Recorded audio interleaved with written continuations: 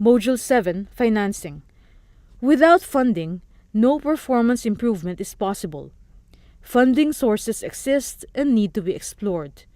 Mr. Howard will start Module 7. The second last session is on financing or funding. Why funding levels matter, it's obvious, but we'll talk about that. The need to scale up investment, potential funding sources, thinking a bit about how cost-effective different things are, which is always an issue for governments. Evaluating crash costs. What is the value of a life saved in the Philippines? What is the value of a life saved in Myanmar? What is the value of a life saved in Cambodia? I suspect all of you are working off very old data, very generalised data. That's something we'll talk about. And the importance of effective investment. So why do funding levels matter? Well, we need funding to improve our road safety outcomes, but it's not so much that it's just the totally inadequate nature of funding in most of the LMICs for road safety. There is just not enough money allocated to this problem because governments don't understand what it's costing their country. If they did, there would be more funding made available. So there's a little indication of a way forward for you.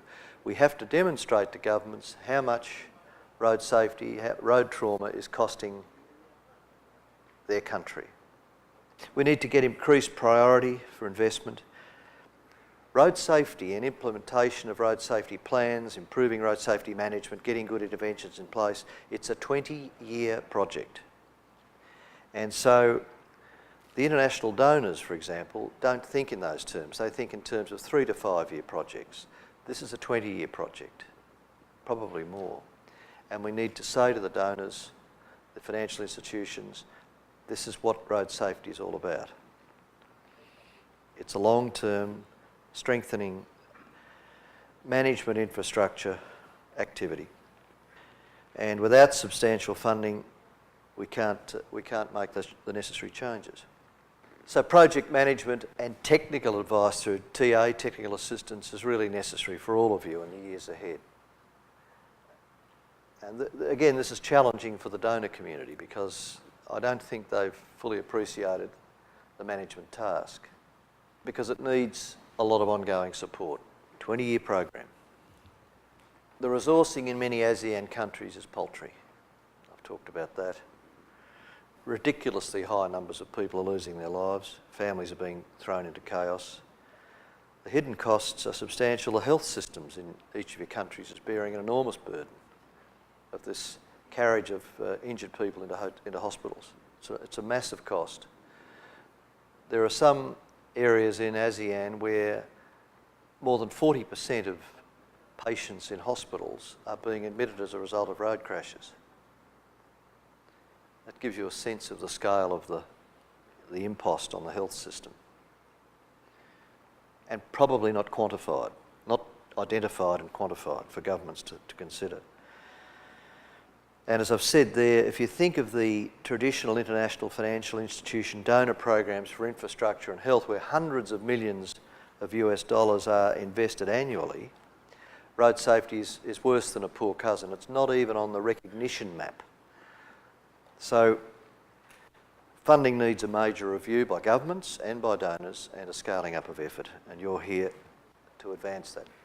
One particular example we were considering recently was if you could get a 7.5% reduction in your underlying fatalities and serious injuries by 2020, if you could, 7.5%, achievable, I would suggest, with some sensible policies in each country. In this particular country, the savings would have been, it would mean from that level, that step down in death and serious injury would mean over the next 24 years, you'd gone from the red line, you'd gone from here down to the blue line because you've got this step change over the next few years. That's 7.5%, regardless of what might happen after 2020. But what it would mean if you took that out for another 20 years, it would mean over the next 24 years, the things you'd done in the next few years to get to a 7.5% improvement would be responsible for about 60,000 fatalities avoided and 10 times that serious injuries avoided.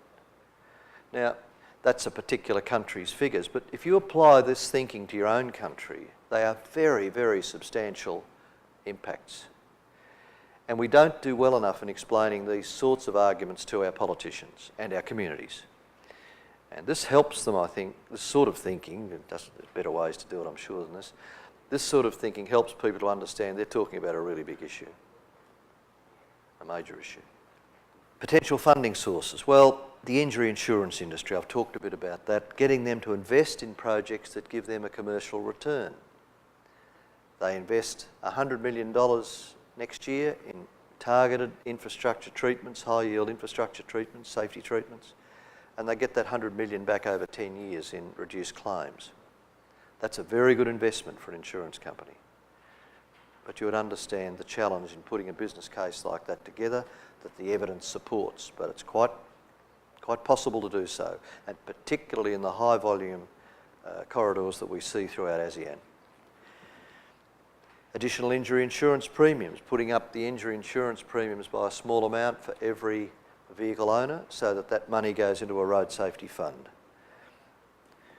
Issuing compliance plates for new vehicles. You all know how many new vehicles are being registered in your jurisdiction each year. What if $10 for each compliance plate went into a road safety fund? The purchaser of the new vehicle wouldn't see it. It's a minimal amount compared to the cost of the vehicle, but it would generate quite a lot of money. Levies on annual vehicle registration fees, that's possible. Governments don't like that because it's an impost, but if it was going to a road safety fund, logical, readily collected. And surcharges on fuel, which are never popular. But in establishing a road safety fund, it's important to recognise that the onus for doing that rests with governments. Governments have to grasp that nettle and set up a fund. And in places where it's been done, it's been quite well received by the community, because the community think, well, if the government's setting up a fund to make it safer for me and my family, that's probably a good thing. It needs to be transparent, how the money's raised, where it's going, what costs are taken out of that money and so on. But it's a good concept. And establishing, and a substantial rethink though of government-based budget allocations needs to be looked at as well. If governments have trouble making the step to a new fund, what are they doing with their base budgets anyway? And I would argue they're not doing enough with their base budgets for road safety. The reality is, in my own experience, it's very hard to get governments to change their base budgets though, because they're flat out, so many demands upon them. New user charges to be introduced over the next couple of years, for example, and paid into a fund. So I talked about the compliance plates for vehicles, new vehicles, increasing the injury insurance premium. But what about, most of you will be either moving into or considering moving into electronic enforcement in the next few years, speed cameras and so on.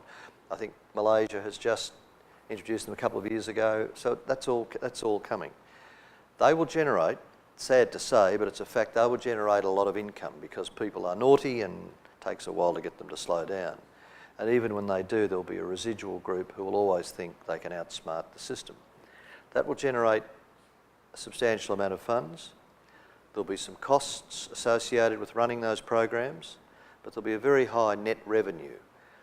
And one of the ways of not only generating some money for road safety, but taking the heat out of the community debate about fining the community, is to say all the net funds will be put into a road safety fund to improve road safety, so that the people who are naughty and breaking the law and making the roads less safe are actually paying for making the roads safer. And that's regarded very positively in every country that's done it. You will inevitably come across, if you're successful in getting this established, lots of people in government will want to get their hands on the money though, so be prepared for that. There'll be a lot of people who are envious of these funds being set up, but that's no reason not to do it. So I think there are many things you can do, and as a group you ought to talk about this beyond today and look at ways in which you can get these funds in place. I've talked about injury insurance. I think the other thing is to encourage local governments to increase their own funding. They've got a responsibility too. It's not just handouts from central government or part of a central government new road safety fund that they should look to. They need to look at their own budgets It's their community that's being killed. They can't deal with the whole problem, but they've got to be prepared to face up to a lot of it, because lots of people are dying on local government roads as they are on state roads, as on national roads. One of the things that is important, I think, in any grant process from central to local government is make it performance-based. Just handing out money to a subnational government is never satisfactory. There needs to be a stick and a carrot in there. Do this well, meet some performance criteria, and there'll be more of this. Not do it well, do it poorly, sorry, we'll turn off the tap. And local governments understand that. Cost effectiveness of interventions, very important. It's important that you have programs that basically give you benefits that exceed the costs, certainly in the early stages, while the community is coming up to speed with the ethical arguments to save lives. In the early stages, there's so much you've got to do.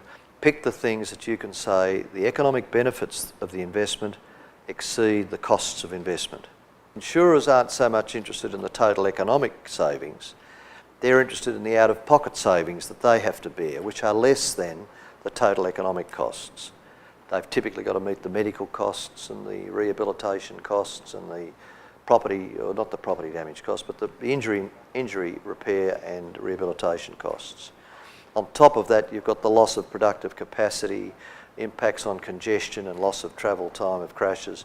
They're economic costs that exceed the insurer interest. And one of the things that I won't dwell on today, but if you can just tuck it away in the back of your minds, is countries that can't make the case for insurers to invest directly should look at the opportunity for governments and insurers to jointly fund a project. The insurers get the out-of-pocket component as their return, but governments get the net additional economic benefit as their return. And by considering the two beneficiaries together, suddenly a lot of projects become bankable or fundable. I'm sorry to run past that quickly, but I don't want to dwell on it today, but it's an opportunity that hasn't been seized upon in any country. What it requires countries to know is what a crash is costing. What a crash is costing insurers. And not many countries can. When we put this together about 6 years ago, very few countries could tell us what crashes were actually costing them in out-of-pocket terms. Evaluating crash costs. Very important to know what the economic savings are, of course, and that's more readily calculated, but you have to know what the value of a life saved is. What is the value of a life saved in Cambodia or Malaysia or Indonesia? It will be different. It will depend upon your GDP per person, all of those things. And if you're going to calculate the benefits of doing something and it's going to save 100 lives and 400 serious injuries, you've got to relate that to quantifiable dollar savings that's per year, over the next 20 years if the treatment will last for 20 years. So you need to know the value of a life saved and the value of a serious injury avoided. And here's an indication. This is out of this IRAP study where IRAP did this piece of work, commissioned independent people to look at values of lives saved around the world, particularly in low and middle income countries. And what it's saying is, look, the value of GDP per capita in various countries is shown here. This is back in 2004.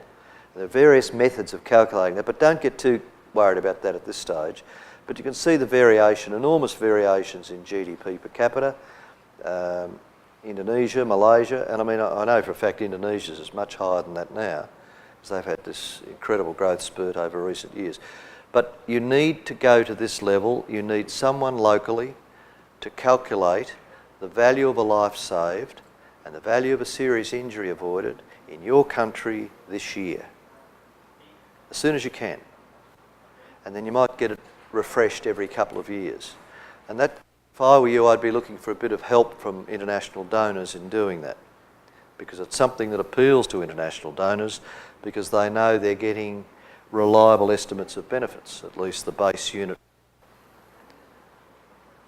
So the importance of effective funded investment programs. Well, the safe system that we've talked about, it's shown us that we need to really re-look at our networks, and what a big task that's going to be to retrofit them. A task for the next 30, 40, 50 years to make those existing networks safer. It's a long-term, expensive undertaking. The highest value treatments which progress the system refit are the ones we should select. So the things that are going to give us the most lives and injuries saved, or the most benefits, crash benefits, per dollar spent are what we should try and do if they're implementable. And if you're talking about roadworks, there aren't quite the social challenges of getting new legislation through and so on. So you can be much more quantitative in that particular space. But you need major funding programs to do it. And we can't accept that going into the future, countries in ASEAN, which need to provide access to markets and mobility for their populations, but we can't accept that indefinitely more money will be spent on asset management programs and capacity improvement programs than on safety. And if you look at the current mix, I don't know what it is, but it's probably 200 to 1 or something like that at the moment. $200 are spent on asset management and on capacity improvement in each country compared to about $1 for safety. It's a rough rule of thumb. That's what it used to be in my state. I'm putting to you that within 20 years, the safety investments in ASEAN on infrastructure safety will exceed investments on asset investment and capacity improvement. That's where we have to move to. The recognition that the obligation to make the network safer will in time become more important than expanding the network and improving its surface condition. That's going to be a very big shift in thinking for countries and road authorities. For road user compliance, there's going to have to be extensive investment in technologies and the back office systems that support them. Not much value generating lots of offences if they can't be processed, and the follow-up systems to check those who haven't paid and all of that aren't in place. And they're very substantial digital systems that are needed, and rules and guidelines and regulations required to follow up. And the lack of investment is the one thing that will really delay us getting to improved performance. We have to find the ways to build the case to our governments for improved investment. And in a way, until you're in a position to make that case strongly, you haven't really got to the point where you can make the case for change. You have to be able to get to this position as soon as you can.